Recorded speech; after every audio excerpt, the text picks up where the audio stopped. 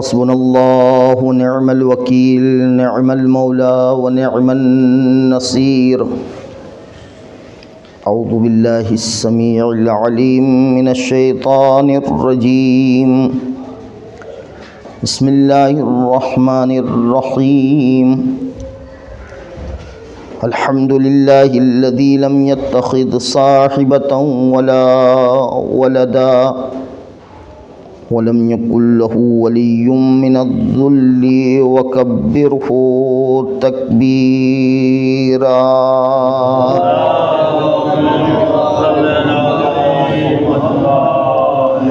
والصلاة والسلام والتحية والإكرام على الرسول النبي الأمي الذي أرسله بالحق بشيرا ونذيرا وداعيا إلى الله بإذنه وسراجا منيرا. سيدنا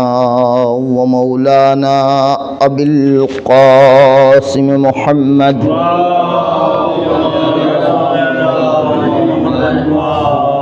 وعلى أهل بيته الطيبين الطاهرين الغر الميامين المعصومين الذين أذهب الله عنهم الرجس وطهرهم تطهيرا.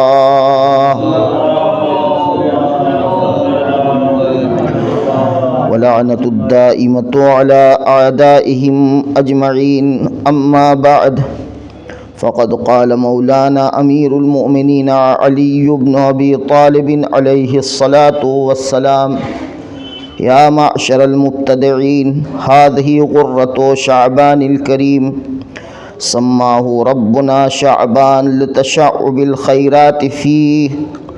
قد فتح ربكم أبواب الجنان. صلوات پڑھیں محمد وعلى محمد.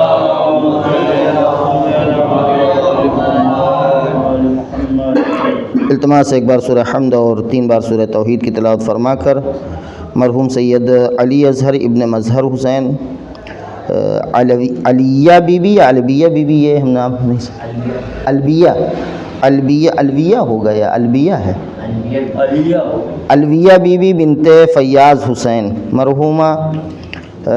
مرحومہ بلقیس جہاں بنت اکرام حیدر اور مرحوم نظر حسن ابن علی اظہر کی ارواح کو ایصال فرمائیں. أعوذ بالله من الشيطان الرجيم. بسم الله الرحمن الرحيم. الحمد لله رب العالمين الرحمن الرحيم مالك يوم الدين إياك نعبد وإياك نستعين اهدنا الصراط المستقيم صراط الذين أنعمت عليهم غير المغضوب عليهم ولا الضالين. الله أحد الله الصمد لم يلد ولم يولد ولم يكن له كفوا أحد. صلوات پڑھتے محمد وعلی محمد. معزز سامعین، اگرچہ ابھی تک ماہ شعبان المکرم کے چاند کی کوئی خبر دستیاب نہیں ہوئی ہے، لیکن چونکہ ہم لوگ ماہ شعبان کی دہلیز پر کھڑے ہوئے ہیں اور اس سے قبل پرسوں ایک مجلس تھی عبادت خانے میں جس میں میں نے ماہ رجب کے سلسلے میں خاص توجہ دی تھی. اگرچہ محل گفتگو اور موضوع گفتگو یہ 3 مہینے تھے، رجب، شعبان اور ماہ مبارک رمضان. اس لیے میں نے چونکہ بالکل دروازہ شعبان پہ ہم لوگ کھڑے ہوئے ہیں، ماہ شعبان کے حوالے سے کچھ باتیں آپ کی خدمت میں گزارش کرنے کے لیے مولائے متقیان علی بن ابی طالب علیہ السلام کے ایک بیان کا چند فقرے آپ کی خدمت میں نے پیش کیے ہیں، جس میں آپ ایک مقام سے گزر رہے تھے. شعبان کی پہلی تاریخ تھی، ایک جگہ سے گزر رہے تھے تو وہاں لوگ کچھ آپس میں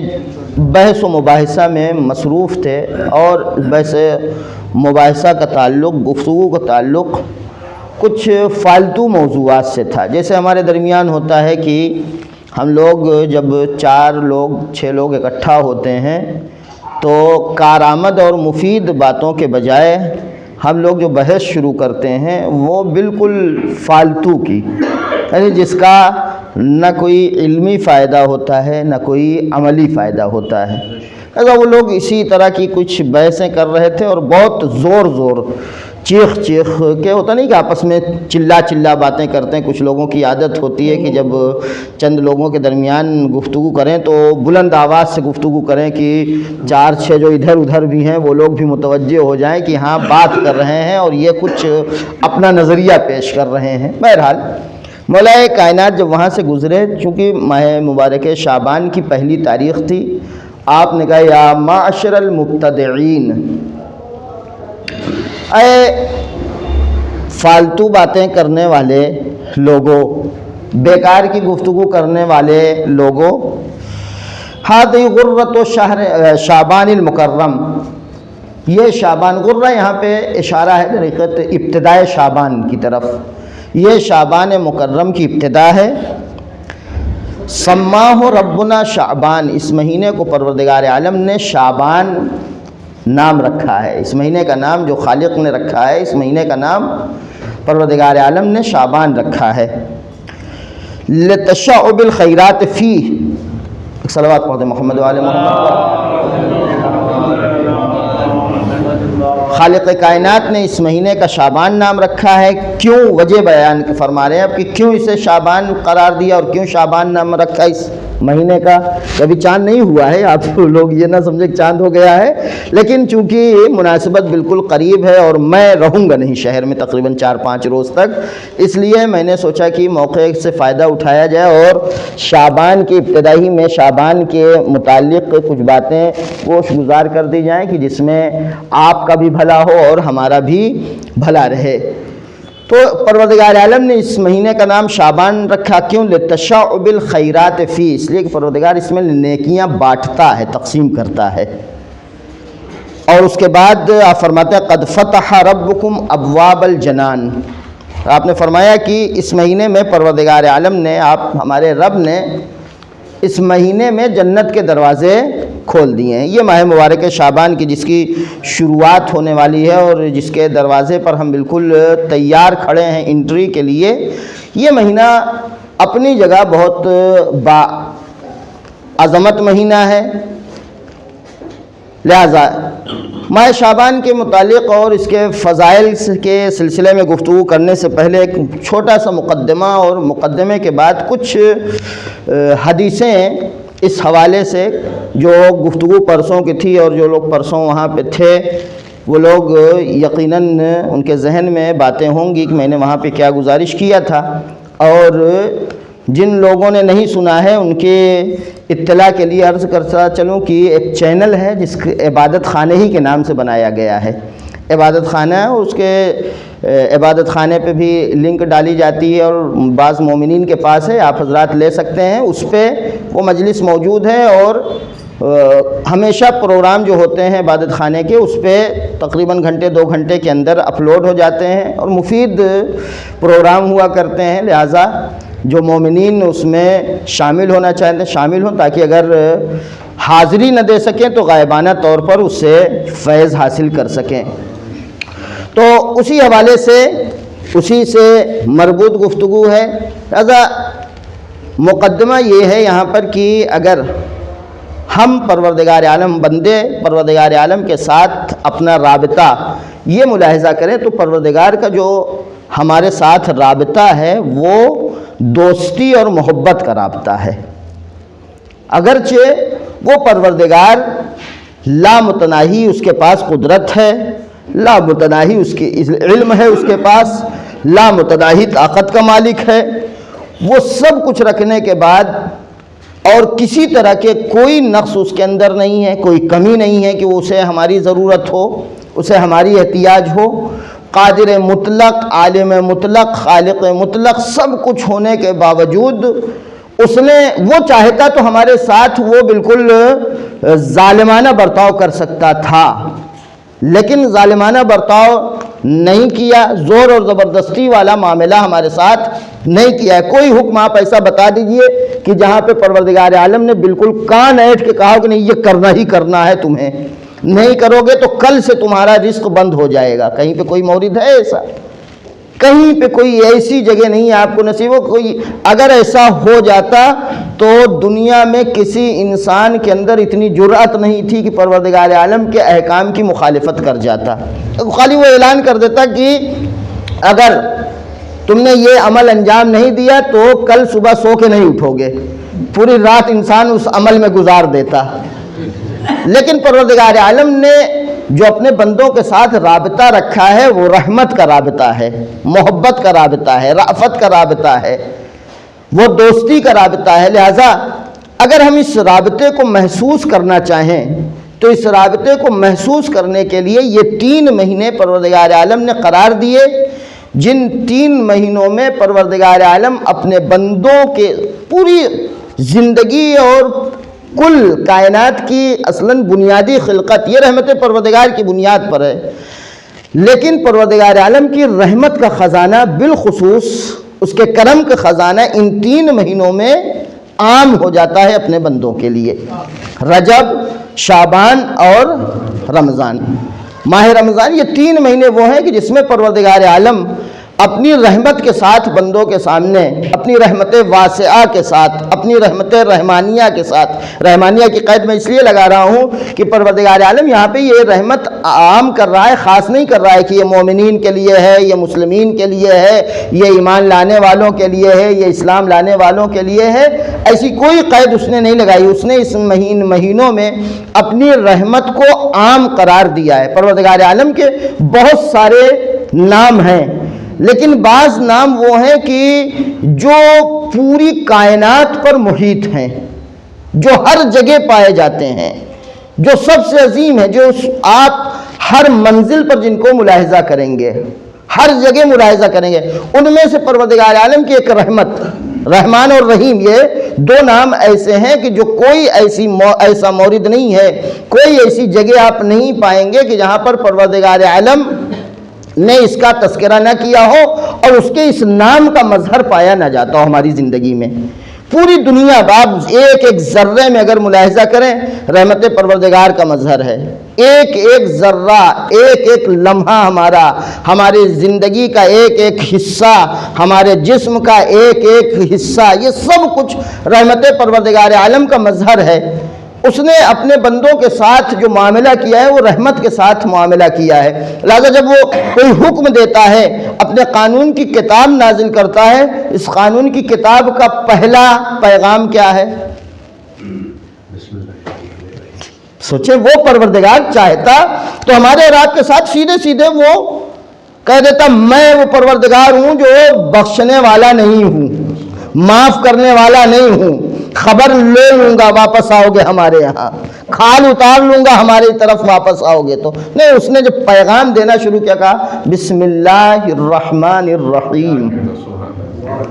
اچھا، یہ 3 مہینے خاص کر کے وہ ہیں کہ جس میں پروردگار عالم اپنی رحمت واسعہ کے ساتھ بندوں کے سامنے اس کا دسترخوان، اس کا فیض عام ہوتا ہے۔ اس نے ان 3 مہینوں میں ہمارے اور آپ کے لیے جو پروگرامنگ کی ہے، اگر ہم اس کی پروگرامنگ کے مطابق عمل کریں تو یہ سمجھ لیں پورے سال ہمیں عمل کرنے کی دعوت نہیں دی جا رہی اس شدت کے ساتھ جتنی شدت کے ساتھ ان 3 مہینوں میں دعوت دی جا رہی ہے۔ کیوں؟ اس لیے کہ یہ 3 مہینے اتنے خاص ہیں کہ اگر کسی نے ان 3 مہینوں میں قاعدے سے پروردگار کے بنائے ہوئے برنامے کے مطابق، پروردگار کے بنائے ہوئے پروگرامنگ کے مطابق عمل کر لیا تو باقی 9 مہینے اسی 3 مہینے سے توشہ حاصل کرتا جائے گا۔ ایک صلوات پڑھ دیں محمد و آل محمد۔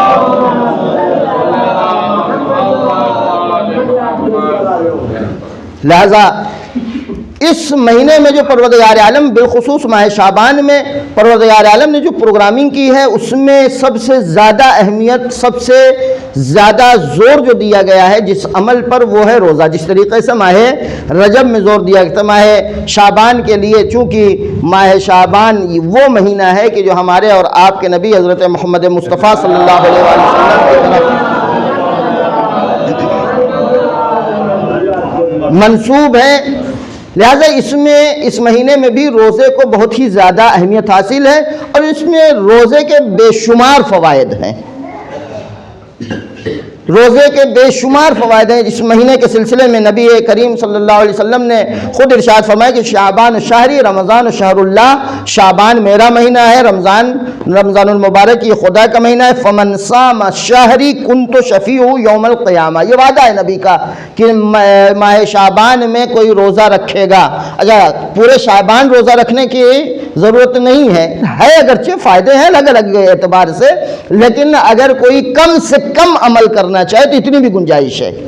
ہمارے یہاں دستور یہ ہوتا ہے، میں نے بارہا اس بات کو عبادت خانے میں عرض کیا ہے ماہ مبارک سے قریب میں، کہ ہمارے یہاں یہ سمجھا جاتا ہے کہ اگر تھوڑا سا بھی نہیں کیا جا سکتا تو اس کا مطلب سب چھوڑ دو۔ لہذا ماہ مبارک رمضان کے لیے تو ایک بہانہ ہے، مثلا کہتے ہیں کہ چونکہ قرآن ہم ختم نہیں کر پائیں گے لہذا شروع ہی نہ کریں، یہ سب سے آسان ہے۔ یہی ماہ رجب اور شعبان کے روزوں میں کہ ہم زیادہ روزہ رکھ ہی نہ پائیں گے تو اس سے اچھا ایک بھی نہ رکھو،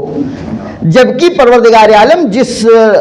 وسعت رحمت کے ساتھ ہماری جانب آ رہا ہے اور ہماری طرف وہ اپنی رحمت کے ساتھ اپنی نظر کر رہا ہے، اس کی رحمت کا تقاضا یہ ہے کہ اگر کوئی بندہ قلیل عمل لے کر اس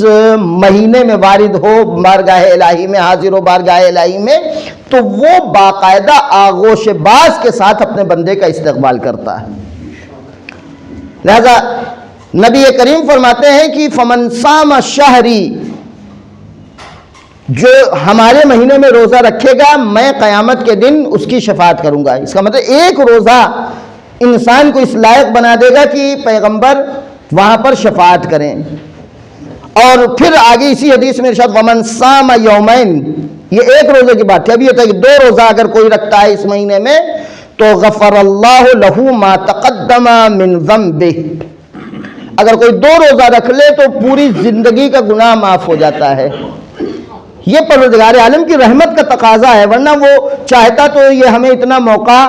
نہیں دیتا۔ اس نے ہمارے لیے یہ دسترخوان اتنا وسیع فراہم کیا ہے، یہ فیض اتنا عام کر دیا ہے کہ دو روزہ ہماری پوری زندگی کے گناہوں کی بخشش کا ذریعہ بن سکتا ہے۔ اور پھر اگر تین روزے کی گفتگو آ جائے وَمَنْ صَامَ ثَلَاثَةَ أَيَّامٍ مِنْ شَهْرِهِ قِيلَ لَهُ اسْتَأْنَفَ الْعَمَلَ، یعنی اب تم بالکل سے صاف ستھرے پاک و پاکیزہ ہو گئے ہو۔ جس طریقے سے حج کے سلسلے میں روایت ہے کہ انسان حج کر لیتا ہے، جب حج کر لیتا ہے البتہ وہ حج جس کی میں نے مکمل کوالٹی جو ہے وہ جناب ابراہیم علیہ السلام کی سیرت کے دوران بیان کیا ہے کہ اس انداز میں انسان اگر حج کر لیتا ہے تو انسان ایسے ہی ہو جاتا ہے جیسے اپنے ماں کے شکم سے پیدا ہوا ہے، جس کے اوپر کسی طرح کا کوئی گناہ نہیں ہے، جس کے اوپر کسی طرح کا کوئی قرض نہیں رہ گیا ہے۔ اسی طریقے سے اگر ماہ شعبان میں کوئی تین روزہ رکھ لیتا ہے تو تین روزے کا نتیجہ یہ ہوتا ہے کہ اسے آواز دی جاتی ہے استأنف العمل، اب تم پھر نئے سرے سے سارے اعمال شروع کرو، تم بالکل پاک و پاکیزہ ہو چکے ہو۔ ایک صلوات پڑھیں محمد و آل محمد۔ تو یہ جو 3 مہینے ہیں، یہ 3 مہینے واقعی میں بہت خاص، میں نے کہا 3 مہینے ہم عمل کر کے 9 مہینوں کے لیے توشہ حاصل کر سکتے ہیں۔ کیوں؟ اس لیے کہ یہ زمانی مناسبتیں ہیں، یہ زمانے کے اعتبار سے مناسبتیں ہیں، اور زمانی مناسبتوں کے لیے یہ مثل مشہور ہے المناسبت الزمانیہ من ام المناسبات۔ جو زمانی مناسبتیں ہیں، یہ زمانی مناسبتیں بنیادی مناسبت ہے۔ بنیادی مناسبت کا کیا مطلب ہے؟ ان مناسبتوں میں اتنی طاقت پائی جاتی ہے، اتنی صلاحیت پائی جاتی ہے کہ یہ مناسبتیں انسان کے اندر اتنی قوت پیدا کر دیتی ہیں کہ ہوتا تو ایک زمانے میں ہے لیکن اپنے زمانے سے فراتر زمانے کے لیے عمل کر سکتا ہے۔ رہ رہا ہے، ایک زمانے میں رہ رہا ہے، زندگی گزار رہا ہے سن 2024 میں، لیکن سن 2024 کے شعبان میں اگر عمل انجام دے رہا ہے تو یہ اس زمانے کا تقاضا ہے، اس زمانے کی برکت ہے، یہ اس زمانے کی طاقت ہے کہ اسے 70 سال تک کے لیے عمل کا اجر مل نصیب ہو رہا ہے۔ یہ زمانے کی طاقت ہوا کرتی ہے۔ زمانے کی طاقت اگر ہم اور آپ ملاحظہ کرنا چاہیں تو پروردگار عالم نے ہمارے لیے اور آپ کے لیے جگہ جگہ زمانے کی طاقت کو باقاعدہ دکھایا ہے کہ دیکھو ان مناسبتوں کو، ان زمانے کی برکتوں کو خاص خیال رکھو۔ کہیں اس نے مثلا شب جمعہ کو ہمارے لیے بابرکت قرار دیا، روز جمعہ کو بابرکت قرار دیا۔ یہ ہماری کم علمی ہے، یہ ہماری نادانی ہے کہ ہمارا پورا ہفتہ ایک جیسے گزرتا ہے، جبکہ اس نے ہماری سہولت کے لیے، ہمارے فائدے کے لیے، ہماری آسانیوں کے لیے اس نے مناسبتیں قرار دی ہیں۔ مناسبتوں میں کبھی اس نے کہا کہ یہ شب جمعہ ہے، یہ روز جمعہ ہے، یہ مثلا رجب کا مہینہ ہے، یہ شعبان کا مہینہ ہے، یہ مثلا نیمہ شعبان ہے، یہ 13 رجب ہے، یہ 27 رجب ہے، یہ مثلا ماہ مبارک رمضان ہے، یہ ماہ مبارک رمضان کی شب قدر ہے۔ اس نے ان تمام مناسبتوں میں ہمارے ایک ایک عمل کو کئی کئی گنا بڑھا کر ہمارے لیے اس نے اپنے آغوش رحمت کو کھول رکھا ہے۔ اب اگر ہم اس کے طرف نہ بڑھیں تو یہ ہماری نالائقی ہے۔ وہ پروردگار، میں نے پرسوں کی مجلس میں یہ ذکر کیا تھا، وہ پروردگار اپنے بندوں پر اتنا کریم ہے، اتنا رحیم ہے وہ پروردگار کہ جو بندوں سے اس کو کوئی فائدہ نہیں ہے، بندے اسے کچھ اس کے اندر کوئی کمی نہیں ہے، اس کے پاس کوئی کمی نہیں ہے کہ بندے اس کی کمی کو پورا کر دیں گے، اس کے ہاں کوئی نقص اور عیب نہیں ہے کہ بندوں کی عبادت کے ذریعے سے اس کا نقص اور عیب پورا ہو جائے گا، اس کو کوئی ضرورت نہیں ہماری۔ اس کے باوجود وہ اپنے بندوں کے لیے اتنی آسانیاں فراہم کر دیتا ہے، اتنی سہولتیں فراہم کر دیتا ہے کہ وہ بعض موقعوں پر، بعض مناسبتوں پر ہمارے ایک عمل کو کئی کئی گنا بڑھا دیتا ہے،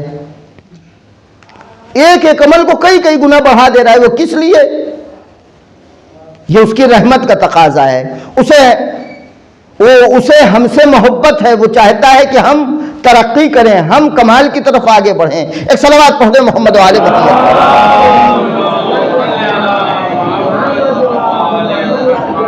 لہذا یہ جو مناسبتیں ہیں، ان مناسبتوں کی طاقت کو اگر ہم ملاحظہ کرنا چاہیں، جو مناسبتیں خاص ہیں، جن مناسبتوں کے لیے میں نے کہا کہ ایک ایک مناسبت وہ انسان کے عمل کو کئی گنا بڑھا دیتی، انسان کے اندر اتنی طاقت پیدا کر دیتی ہے کہ اب اسے 70 سال کی عمر کی ضرورت نہیں ہے، اسے صدیوں کی عمر کی ضرورت نہیں پڑتی ہے، اس کا ایک عمل اتنا مؤثر ثابت ہوتا ہے، اس کی نجات کے لیے کافی ہوتا ہے۔ یہ ہمیں اور آپ کو یہاں شاید محسوس نہ ہو اپنی زندگی میں، لیکن یہ یاد رکھیے گا کہ بزرگان، عرفاء، باکمال افراد وہ اپنی برزخ کی غربت کے لیے گریہ کیا کرتے تھے۔ ہم اور آپ جو بالکل لاؤبالی، کو بے پرواہ ہو کر بیٹھے ہوئے ہیں، بس ایک چیز سن رکھا ہے کہ وہاں پہ ہمارا بیڑا پار ہو جائے گا،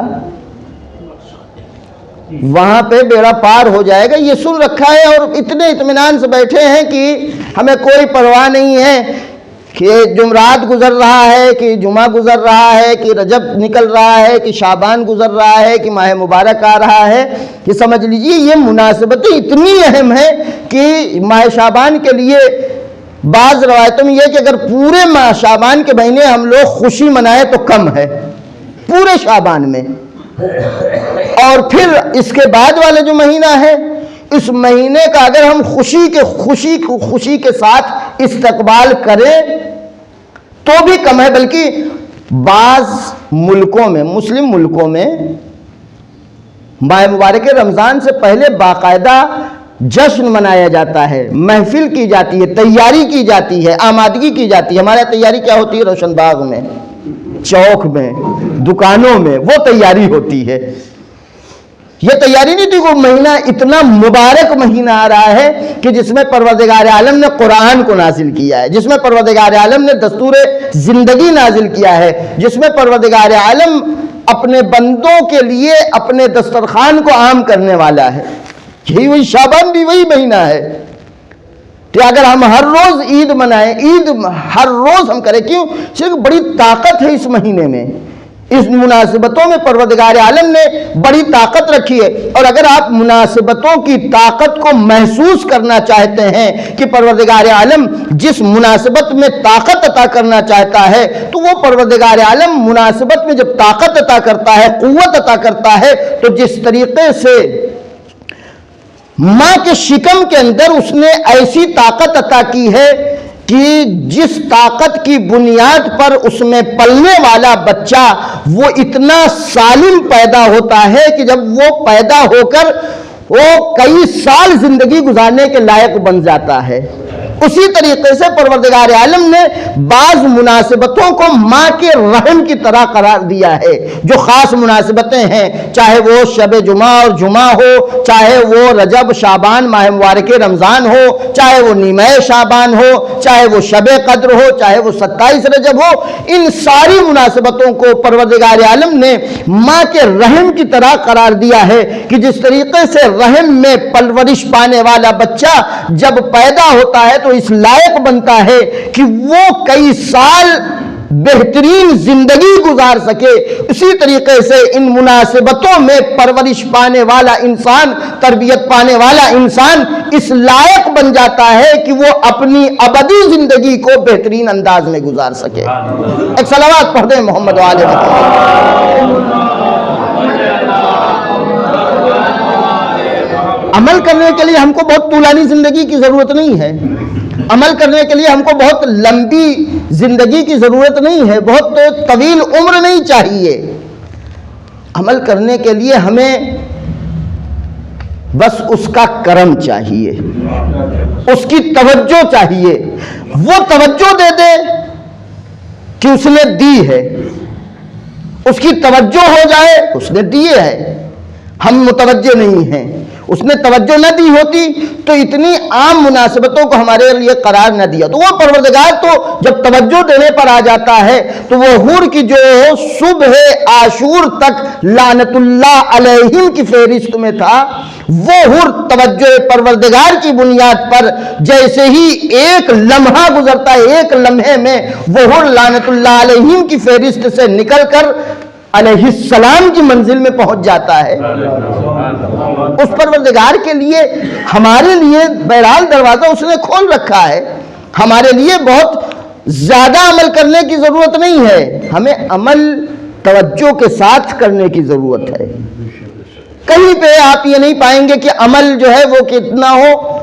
وہ کوانٹٹی میں ہو، بہا چڑھا کر۔ بعض لوگ ہوتے ہیں ان کی توجہ اس بات پر ہوتی ہے کہ ہم عمل میں کثرت پیدا کریں،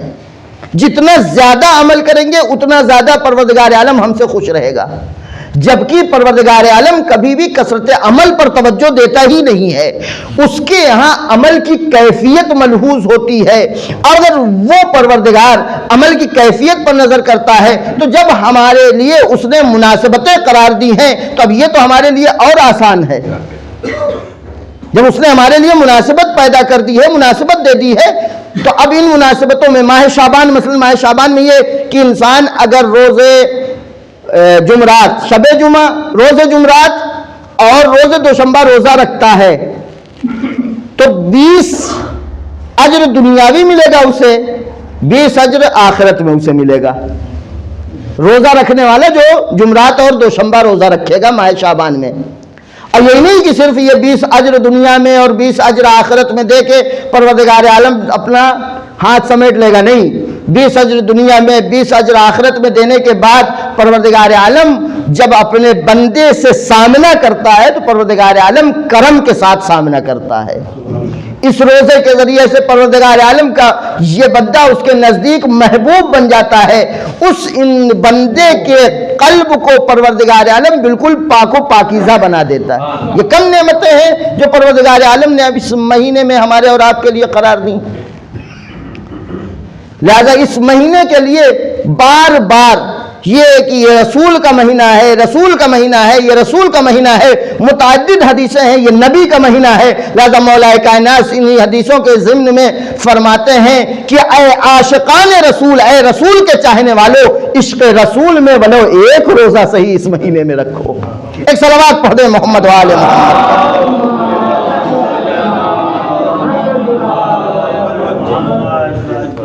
لہذا ہمیں اور آپ کو اس سے قبل کی برزخ کی منزل میں احساس فقر اور غربت ہو، کمی کا احساس ہو، کہ وہاں کے لیے یہ یاد رکھیے گا کوئی یہاں سے یہ ڈنکے کی چوٹ پر نہیں کہہ کے جا سکتا کہ ہم بالکل اپنا دامن بھر کے جا رہے ہیں، وہاں ہمیں کوئی کمی نہیں پڑے گی۔ اگر وہاں کے حسرت اور یاس سے بچنا ہے تو پھر ان مناسبتوں پر ہمیں توجہ دینی ہوگی، ان مناسبتوں کو ہمیں، ان مناسبتوں کا خیال رکھنا پڑے گا۔ یہ جو عمر ہماری باقی بچی ہوئی اس عمر سے فائدہ اٹھانا پڑے گا۔ اگر ہم دہلیز شعبان تک آ کر پہنچ چکے ہیں تو یہ پروردگار عالم کی ایک عظیم نعمت ہے۔ اگر ہم ماہ مبارک رمضان تک زندہ رہ گئے تو پروردگار عالم کا بہت بڑا لطف و کرم ہے، اس لیے کہ ہمارا وہ نظریہ نہیں ہے، اسلام کا وہ نظریہ نہیں ہے، مسلمانوں کو وہ نظریہ نہیں ہے کہ ہم چل کے کیا کریں، اپنی جان اپنے سے دے دیں۔ ہمارے اسلام میں ایسی کوئی بات نہیں ہے، ایسا کوئی قانون نہیں ہے۔ ابھی آج ہی میں ایک ویڈیو دیکھ رہا تھا، 90 سال کے ایک سنت تھے، وہ اپنے کو پانی میں کیا بولتے ہیں اس کو، جو ہاں جل سمادھی لے رہے تھے، جل سمادھی لے رہے تھے۔ یہ جل سمادھی اور آگ میں ہاں کیل پلی، یہ کوئی سمادھی ومادھی ہمارے مذہب میں نہیں ہے۔ کیوں؟ اس لیے کہ عمر پروردگار عالم کی ایک نعمت ہے۔ عمر جب تک ہے انسان اس کا شکر ادا کرتا رہے اور کبھی بھی یہ احساس نہ کرے کاش اب موت آ جائے، کاش اب موت آ جائے۔ موت کو یاد رکھنا یہ الگ منزل ہے، لیکن موت کی دعا کرنا یہ بالکل منع ہے شریعت میں، پیغمبر نے سختی سے منع کیا۔ کیوں؟ اس لیے کہ نبی کریم فرماتے ہیں کہ بقیت مولا متقیان علی بن ابی طالب علیہ السلام فرماتے ہیں کہ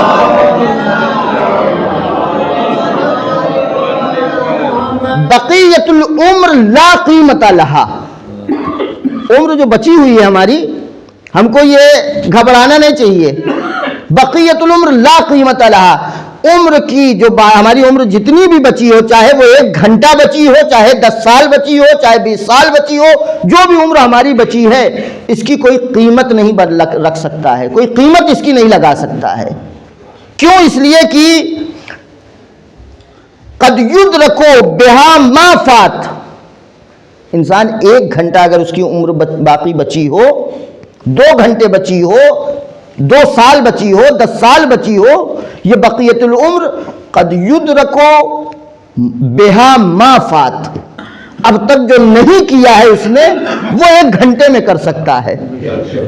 وہ 1 دن میں کر سکتا ہے۔ یہ کیوں قیمت ہے؟ یہی قیمت کی وجہ یہ ہے کہ عمر کی قیمت اس لیے ہے کہ اس عمر کے ذریعے سے یہ بندہ جو اب تک جتنی غلطیاں کر چکا ہے 1 لمحے میں بخشوا سکتا ہے۔ اور ہمارے لیے نظیر ہے، مثال ہے اس کام کے لیے۔ وَيُحْيَا بِهَا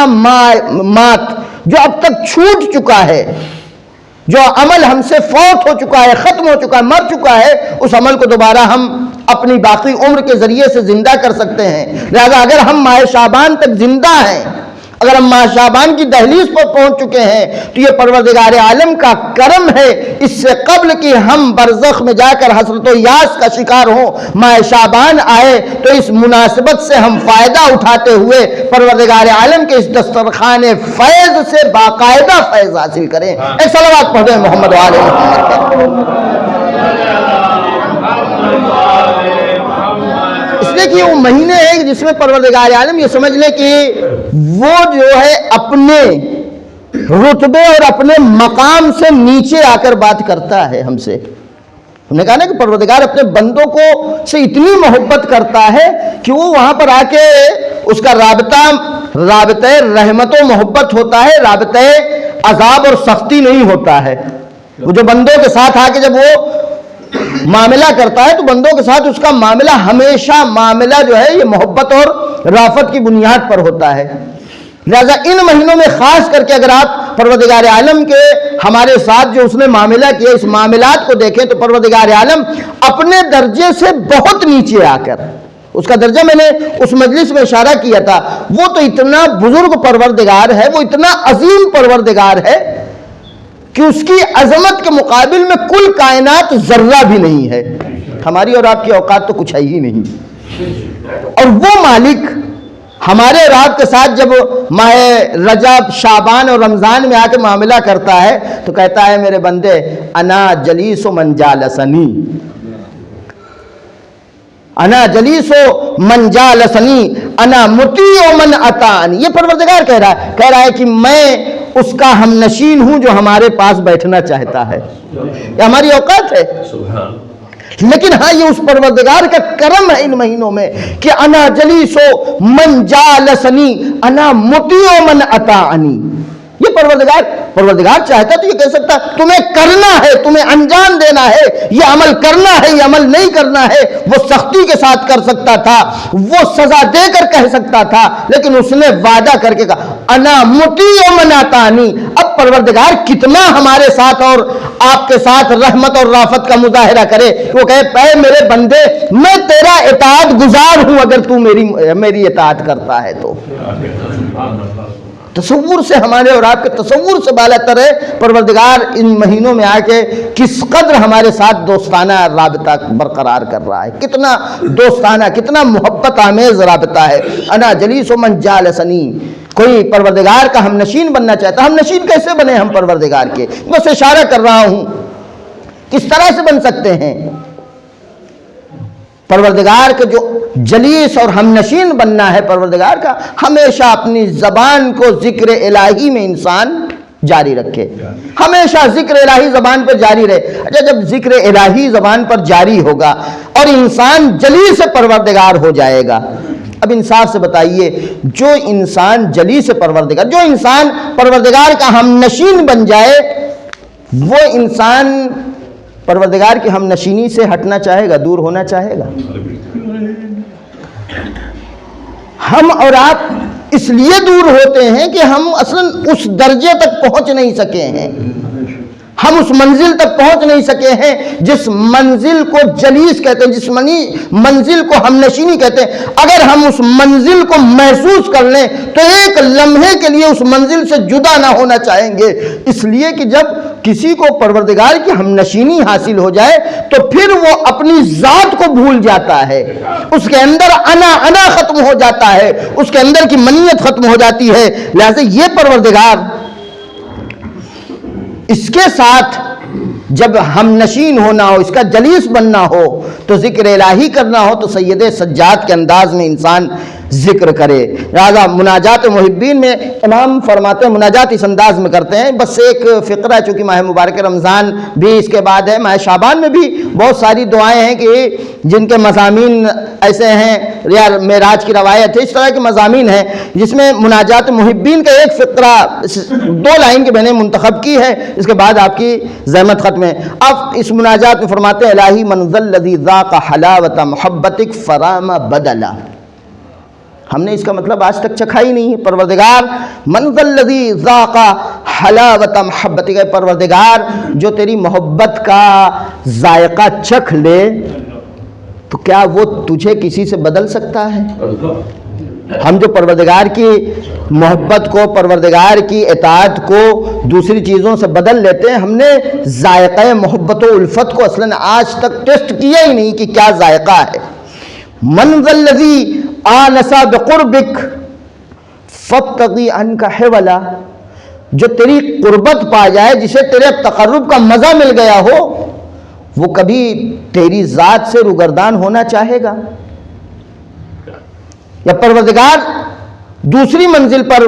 اسی حدیث معراج میں جب میں نے کہا نا کہ پروردگار بالکل نیچے آ کر جب بات کرتا ہے تو کہتا ہے اناجی فی ظلم اللیل و نور النہار حتی ینقطع حدیثہ مع المخلوقین، میں اپنے بندے کے ساتھ نجوہ کرتا ہوں، میں اپنے بندے کے ساتھ گفتگو کرتا ہوں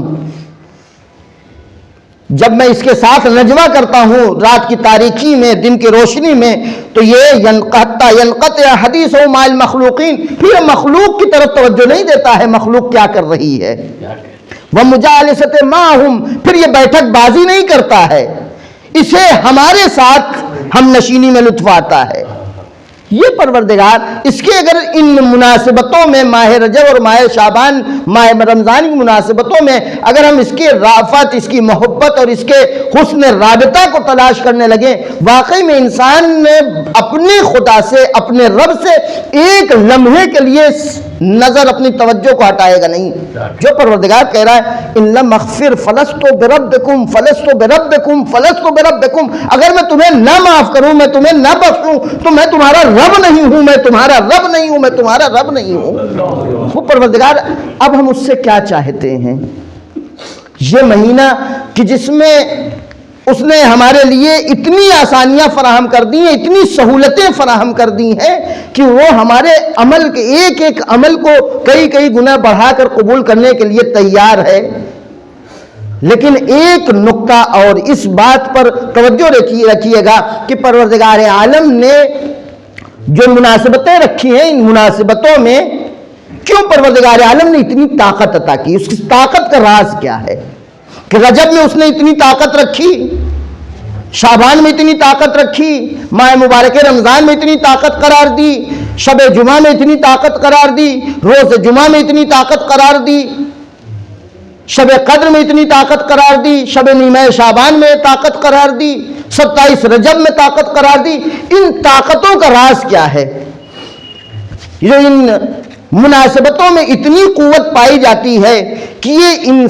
انسان کے عمل کو یہ فراز زمانی بنا دیں اور انسان کے عمل کو اتنا بلند کر دیں، اتنا بالا کر دیں کہ انسان عمل انجام دے ایک دن لیکن اس کا عمل وہ کئی دن کے برابر قبول کیا جائے۔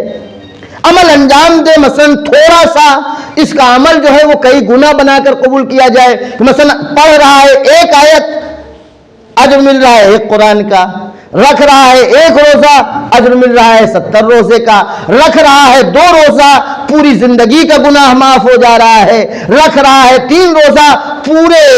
حیات اس کی بالکل سے نئی اور نئی زندگی کا مالک ہو جا رہا ہے۔ آخر یہ پروردگار عالم نے یہ انعامات، یہ اجر ان مناسبتوں میں کیوں قرار دیا ہے؟ اگر اس کا راز جاننا چاہیں تو رجب کو اس نے بابرکت بنایا اپنی حجت علی ابن ابی طالب کے ذریعے سے، اگر شعبان کو اس نے بابرکت بنایا ہے تو اپنے نبی کی طرف منسوب ہونے کے ذریعے سے، نیمہ شعبان کو اس نے اگر بابرکت بنایا ہے، عظمت کا حامل بنایا ہے تو اپنی حجت آخری زمانے کے امام کے ذریعے سے، اور اگر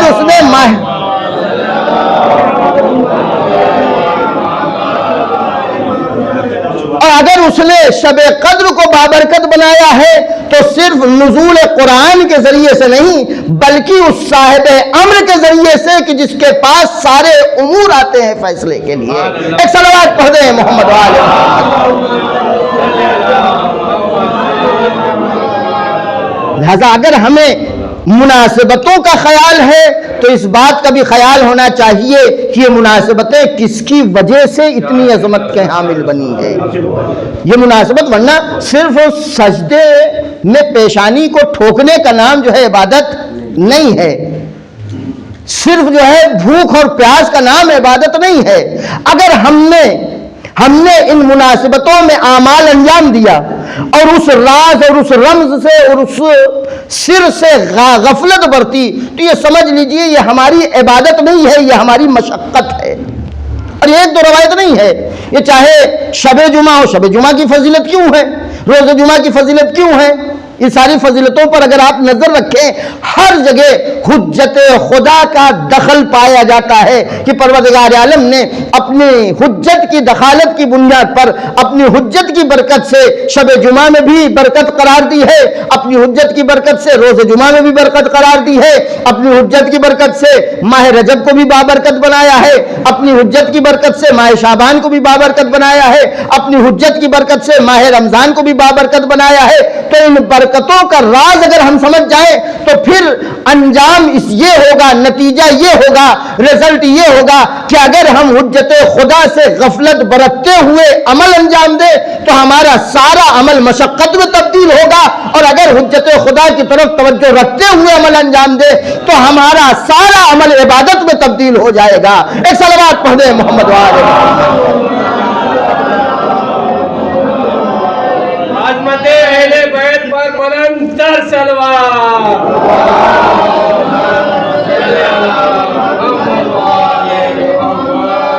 پروردگار عالم کے یہاں مشقت کا اجر نہیں ہے، ریاضت کا اجر نہیں ہے، پروردگار یہاں عبادت کا اجر ہے، ورنہ اگر وہ مشقت کا اجر دیتا تو پھر شیطان سب سے زیادہ نمبر لے گیا ہوتا۔ اس کے یہاں مشقت کا کوئی اجر نہیں ہے۔ بس عزیزو، میں نے بات کو ختم کیا اور کل کی گفتگو جو آخر میں کی تھی وہیں سے ربط دیتے ہوئے بات کو اس منزل پر ختم کرنا چاہتا ہوں کہ عزیزو، ان مناسبتوں میں ہمیں جو سب سے زیادہ زور دینا چاہیے وہ یہ کہ پروردگار سے قریب ہو، اور پروردگار سے قربت کا سب سے آسان راستہ یہ ہے کہ ہم اپنے اشکوں کے ساتھ اس کی طرف آگے بڑھیں۔ پروردگار عالم کی کل میں نے ایک حدیث پیش کیا تھا کہ اس کے یہاں ہر عمل کا اجر ہے، ہر عمل کے اجر کا وزن اور ناپ تول ہے، لیکن ہمارے آنکھوں کے جو آنسو نکلتے ہیں ان آنسوؤں کے کوئی مقدار عمل معین نہیں ہے۔ کس قدر پروردگار عالم اجر عطا فرماتا ہے۔ لہذا حدیث میں آیا ہے کہ ما من شیء الا وله کیل ووزن الا الدموع فان القطرة منها تطفی بحارا من النار۔ ایک قطرہ آنسو کا ایک آگ کے ایک سمندر کو بجھا سکتا ہے، آنسو کے ایک قطرہ۔ اور پھر یہ آنسو جو ہمارے نکلتے ہیں یہ قیمتی بن جاتے ہیں اس وقت جب یہ آنسو اہل بیت کے مصائب میں ہماری آنکھوں سے نکلیں۔ اور مصائب کی جب منزل آتی ہے تو مصائب کی منزل میں یہ مناسبتیں ہیں کہ جو ہمارے درمیان آتی جاتی رہتی، ان مناسبتوں میں جو ہم غفلت برتتے ہیں، ان غفلتوں سے ہم اگر بیدار ہو جائیں تو یہ مناسبتیں ہمیں معراج کمال تک پہنچا سکتی ہیں۔ یہ بھی جو کل کی مناسبت گزری ہے ہمارے اور آپ کے لیے سنگین ہو جاتا ہے سننا، سن کر برداشت کرنا سخت ہو جاتا ہے کہ فرزند رسول نے مدینہ چھوڑا ہے۔ میں اکثر کہا کرتا ہوں کہ ان چیزوں کو اگر ہم محسوس کریں تو اپنے کو اس منزل پر رکھیں، اپنے کو اس منزل پر قرار دیں کہ ہمیں اپنا وطن چھوڑنا پڑے، ہمیں ایسی جگہ چھوڑنا پڑے جہاں ہمارے ماں باپ کی قبر ہو، جہاں ہمارے دادا دادی کی قبر ہو، جہاں ہمارے اجداد کی قبر ہو، وہ جگہ ہمیں چھوڑنا پڑے، اور پھر اس یقین کے ساتھ چھوڑنا پڑے کہ دوبارہ یہاں آنا نصیب نہیں ہوگا۔ اس کیفیت کو اگر محسوس کرنا ہے، جو کربلا گئے ہیں وہ محسوس کر سکتے ہیں، جو کربلا جانے والے ہیں وہ محسوس کر سکتے ہیں۔ انسان جب امام حسین علیہ السلام کے حرم سے آخری دن نکلتا ہے کہ جس دن واپس آنا ہوتا ہے، ایک عجیب کیفیت ہوتی ہے، نہیں معلوم اب کبھی اور آنا نصیب ہوگا یا نصیب نہیں ہوگا۔ ہم کتنے دن کے لیے گئے تھے کربلا؟ 3 دن 4 دن 1 ہفتہ تھے، لیکن ہمیں وہاں سے ایسا لگاؤ ہو گیا ہے، ایسا لگاؤ اور ایسی انسیت ہے کہ جب وہاں سے ہم ہٹنا چاہتے ہیں تو یہ احساس ستاتا ہے، یہ احساس تکلیف دیتا ہے، پتہ نہیں اب دوبارہ آ بھی پائیں گے یا نہیں آ پائیں گے۔ لہذا کبھی جب حرم سے نکلتا ہے انسان تو آ کے بین الحرمین کھڑا ہو جاتا ہے، پھر سے ایک بار روضہ حسین کو دیکھتا ہے، مولا خدا حافظ، مولا خدا حافظ۔ کبھی عباس کے حرم کو دیکھے تو مولا خدا حافظ، دوبارہ نہیں معلوم آنا نصیب ہوگا یا آنا نصیب نہیں ہوگا۔ عزیزو، اب حسین کے دل سے کون پوچھے حسین کا کیا عالم تھا؟ یہی وجہ ہے حسین بار بار روضہ رسول پر جاتے، بار بار روضہ رسول پڑ جاتے، نانا آپ کا روزہ چھوڑنا ہے، نانا آپ کی مزار چھوڑنا ہے، نانا اب وطن چھوڑنا ہے۔ اب ایک آخری روز حسین پہنچتے ہیں، اپنے نانا کی قبر پر رخسار رکھ کے زار و قطار گریا کرتے ہیں، بے ہوش ہو جاتے ہیں۔ اب جب بے ہوش ہو جاتے ہیں، عالم مکاشفہ میں ایک بار رسول نے آواز دی، میرے لال حسین مدینہ چھوڑو، میرے لال حسین اب قبر میری قبر چھوڑ دو۔ حسین ماں کی لہر سے رخصت ہونے لگے، ماں نے آواز دی، میرے لال حسین جاؤ، میرے لال حسین جاؤ، لیکن یہ یاد رکھنا ایسا نہیں ہے کہ تم ہی صرف سفر میں پریشان رہو گے، اب تمہارے جانے کے بعد یہ ماں بھی سکون سے اپنی قبر میں نہ رہ سکے گی، یہ ماں بھی تمہارے ساتھ ساتھ ہر منزل پر یہ ماں تمہارے ساتھ ہوگی۔ ہاں عزیزو، حسین کا کاروان یہ مدینے سے رخصت ہونا چاہتا ہے، یہ مدینے سے کاروان رخصت ہونے لگا۔ میں نے کل کی مجلس میں پرسوں کی مجلس میں یہ مسائل پڑھا تھا اور اسی کی طرف صرف اشارہ کر کے بات کو ختم کر رہا ہوں۔ عزیزو، حسین کا یہ کاروان رخصت ہوتا ہے، مدینے سے رخصت ہونے لگا تو اب حسین کے افراد، حسین کے گھر کے لوگ ایک ایک سے ملے، ملاقات کرنے کے بعد سواریاں تیار ہو گئی اور حسین کے چاہنے والوں کے اپنے عزیزوں کے ساتھ جو آخری رخصتی ہے اس میں ایک خاندان کی بزرگ خواتین ہیں، ام سلمہ ہے، جناب ام البنین ہے، یہ سب رخصت ہو رہے ہیں۔ رخصت ہوتے وقت ایک ماں اور بیٹے کی جو نصیحتیں اور وصیتیں ہیں، یہ بہت دردناک نصیحتیں اور وصیتیں۔ جب رخصت کا معاملہ آیا، ام البنین آقا حسین سے کو رخصت کر چکی تو اپنے بیٹے جناب عباس کی طرف مخاطب ہوئی، کبھی عباس کی آنکھوں کی طرف غور سے دیکھتی ہے، کبھی عباس کے بازوؤں کی طرف بڑی غور سے دیکھتی ہے، اور ایک بار عباس کو سینے سے لگایا، کہتی ہے میرے لال عباس اپنے آقا کا ساتھ نہ چھوڑنا۔ عباس خیال رہے تمہیں اپنی جان سے زیادہ زینب اور ام کلثوم کے پردے کا خیال رکھنا ہے۔ دیکھنا زینب تمہاری شہزادی ہے، اپنی شہزادی کو کوئی تکلیف نہ پہنچنے دینا، اپنے آقا کے ساتھ سایہ بے سایہ رہنا۔ ماں اپنے اولاد کو رخصت کر رہی ہے کہہ کر اپنے چاروں بیٹوں کو بھیج رہی ہے، میرے بیٹوں، میرے جگر کے ٹکڑوں، میرے لخت جگر، یہ یقین جانو کہ تمہاری پیدائش ہوئی ہے تو ان کی خدمت کے لیے، تمہیں میں نے پالا ہے تو ان کی خدمت کے لیے، جاؤ، لیکن یاد رکھنا اپنے آقا کے ساتھ جا رہے ہو، اکیلے واپس نہ آنا۔ عزیزو، یہی وجہ ہے کہ جیسے ہی ام البنین کے کان میں یہ خبر پہنچی، جب یہ لٹا ہوا کاروان واپس آیا، ام البنین کے کان میں یہ خبر پہنچتی ہے کہ یہ حسین کا کاروان واپس آ گیا ہے، اور ام البنین آ کر ملاقات کرتی ہے جناب زینب سے، تو جناب زینب سے پہلا سوال یہ کرتی ہے، کہتی ہے شہزادی یہ بتائیے میرے آقا کی کیا خبر ہے؟ زینب کہتی ہے بھیا قتل کر دیے گئے۔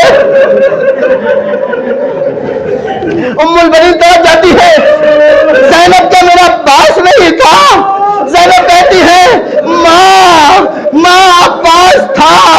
لیکن پہلے عباس کے شان قلم ہوئے ہیں، پھر میرے بھیا آقا کی شہادت ہوئی ہے۔ اما اتنا اطمینان رکھیے، جب تک میرا بھائی عباس زندہ تھا کسی کی مجال نہ تھی، خیموں کی طرف ترچھی نظر بھی کر لیتا، لیکن اماں ادھر بھائی عباس قتل ہوا، ادھر بھیا حسین کو قتل کر دیا گیا، اب ظالم اتنا جری ہو گیا تھا، خیموں میں آگ بھی لگائی گئی، ہماری ردائیں بھی لوٹی گئی، میرے بازوؤں میں رسن بھی باندھی گئی۔ سيعلم الذين ظلموا أي منقلب ينقلبون إنا لله وإنا إليه راجعون۔